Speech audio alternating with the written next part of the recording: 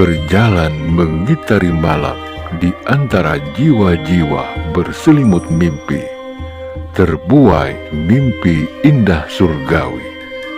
Berhala-berhala hati telah menguasai diri, jiwa menjadi buta dan tuli, lupa akan kesejatian diri, orang tua dan leluhurnya.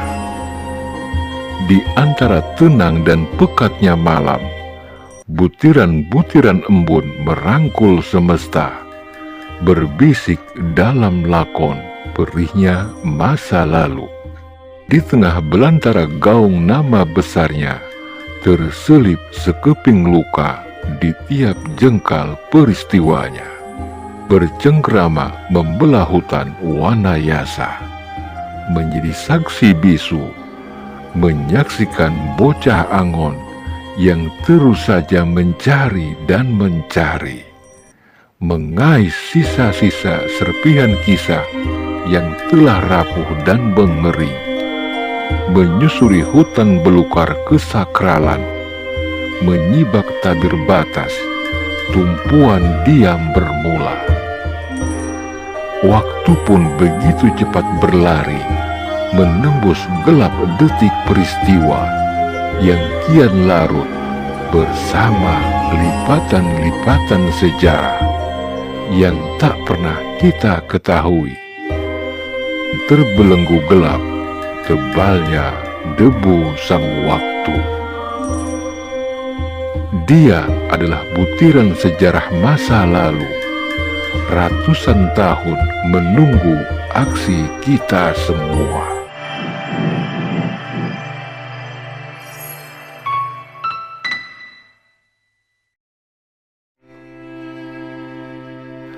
Assalamualaikum warahmatullahi wabarakatuh.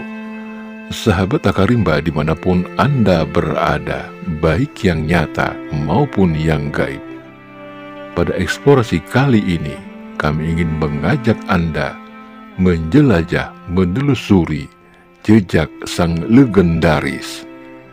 Namanya begitu harum membumi di Batavia, yakni Kong Pitung. Seperti banyak dikisahkan bahwa jasad Kong Pitung dimakamkan di beberapa tempat, salah satunya di hutan jati Jajar Depok.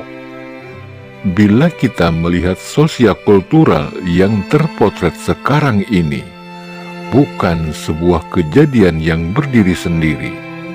Ada pengaruh benang merah masa lalu yang bernama sejarah. Masalah yang muncul, benarkah jasad Kong Pitung disemayamkan di sini? Adakah korelasinya? Sejarawan Universitas Indonesia Bapak Rusdi Hussein mengatakan, ada motif pribadi dan kolonial di balik berkembangnya cerita mengenai kesaktian Pitung.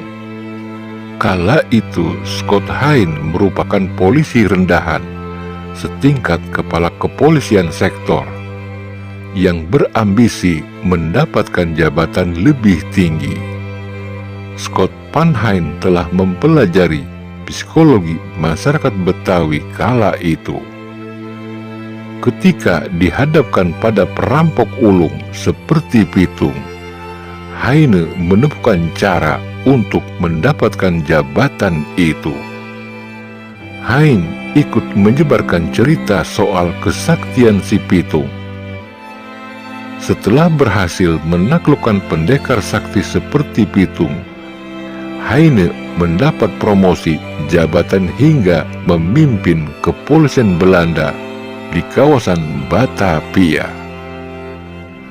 Cerita kesaktian Pitung dimanfaatkan pemerintah kolonial, bahwa orang sakti yang jahat bisa ditaklukkan pemerintah kolonial, mengisyaratkan bahwa penguasa lebih hebat ketimbang tokoh yang dipuja masyarakat itu. Menurut catatan kepolisian Belanda, Panhain memulai karir sebagai pegawai klerikal, kemudian menjadi deputi kehutanan, dan akhirnya menjadi polisi. Pada akhir tahun 1880, Panhain menjadi seorang perwira polisi di Batavia. Panhain segera memburu Kong Pitung dengan membabi buta, yang pada akhirnya Kong Pitung dapat dibunuh. Dari paparan di atas merujuk pada hasil penelitian Pantail, penulis Belanda, jelas ada korelasi dan relevansinya jika bagian jasad Kong Pitung dimakamkan di hutan jati Jajar ini. Sebab Panhain sebelum menjabat sebagai komisaris polisi pernah menjadi deputi kehutanan, yang lokasinya saat ini menjadi kantor unit pusat kearsipan Kementerian Lingkungan Hidup dan Kehutanan, tepat bersebelahan dengan hutan jati Jajar Depok. Lalu di manakah bagian tubuh Kong Pitung yang lain disembunyikan?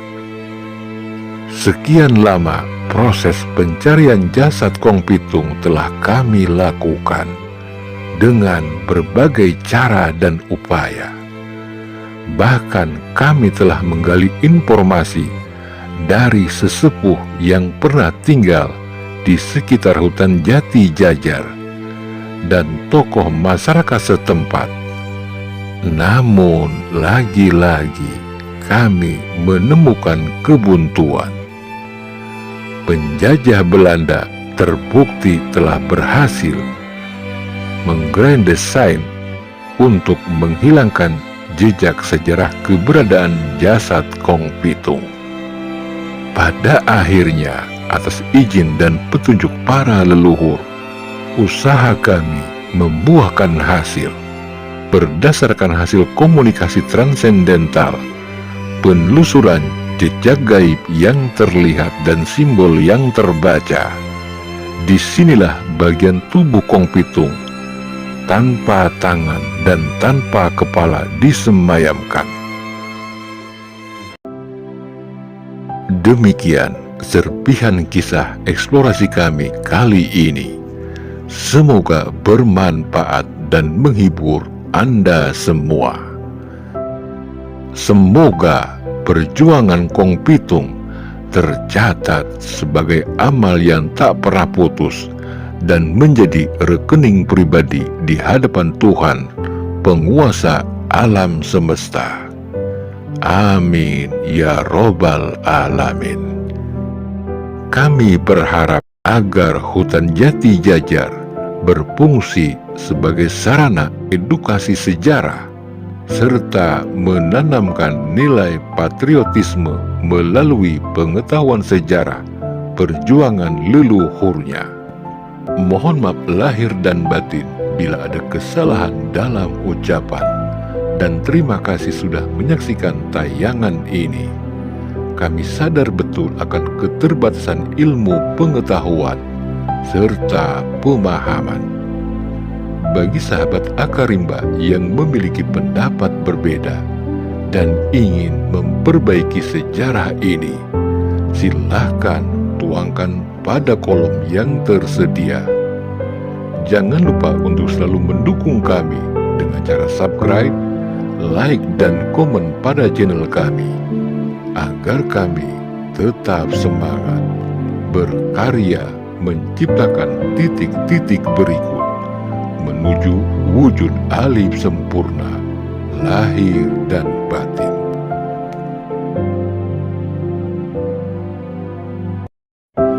Mbah Jagat Nurjati mengatakan, Allah memiliki surga yang di dalamnya tidak ada bidadari dan istana, tanpa madu dan susu. Kenikmatan di surga itu hanya satu, yaitu melihat zat Allah. Allah Subhanahu wa Ta'ala berfirman, wajah orang-orang mukmin pada hari itu berseri-seri, kepada Tuhannya lah mereka melihat. Dan sebagaimana yang telah diungkapkan malaikat Jibril alaihi salam, andaikan aku mendekat, pastilah aku terbakar. Barang siapa yang mengenal dirinya, maka ia akan mengenal sifatnya. Barang siapa yang mengenal sifatnya, maka ia akan mengenal napasnya. Barang siapa yang mengenal napasnya, maka ia akan mengenal hatinya. Dan barang siapa yang mengenal hatinya, maka ia akan mengenal rasanya. Dan barang siapa yang mengenal rasanya, maka ia akan mengenal rahasianya. Wallahu alam bisawab.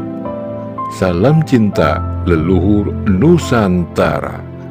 Wabillahi taufiq wal hidayah, warido wa inayah. Wassalamualaikum warahmatullahi wabarakatuh. Salam cinta leluhur Nusantara.